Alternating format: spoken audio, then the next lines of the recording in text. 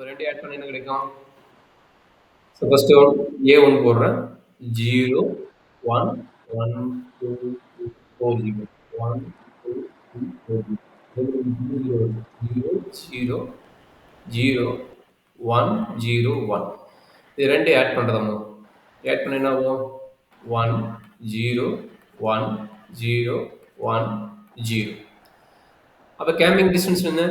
Number of one's கண்டுபிடிக்கிறது. அப்படின்னா meaning என்ன? எக்ஸ் 1.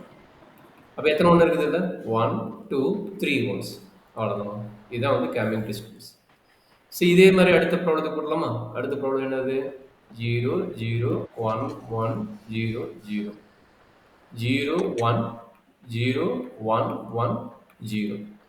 ஸோ இது ரெண்டையும் ஆட் பண்ணா என்ன ஆகும்? 0, 1, 1 + 1 வந்து 0, 1 + 0 வந்து 1, 0 + வந்து 1, ரெண்டாவது இங்கே வந்து 0 + 0 வந்து 0. 0, 1, 0, 1, 1. ஓகே. அப்போ இதனோட கேம்பிங் டிஸ்டன்ஸ் ஆல்சோ நம்மளுக்கு எனக்கு 3 ஒன்ஸ் இருக்குது. அப்போ 3 ஒன்ஸுங்கும்போது நம்மளுக்கு 3. ஸோ அவ்வளோதான். இதுதான் கேம்பிங் டிஸ்டன்ஸ் கண்டுபிடிக்கிறது. 2 ஆட் பண்ணிவிட்டு எவ்வளோ ஒன்ஸ் நம்ம கண்டுபிடிச்சோன்னா அது கேம்பிங் டிஸ்டன்ஸ்.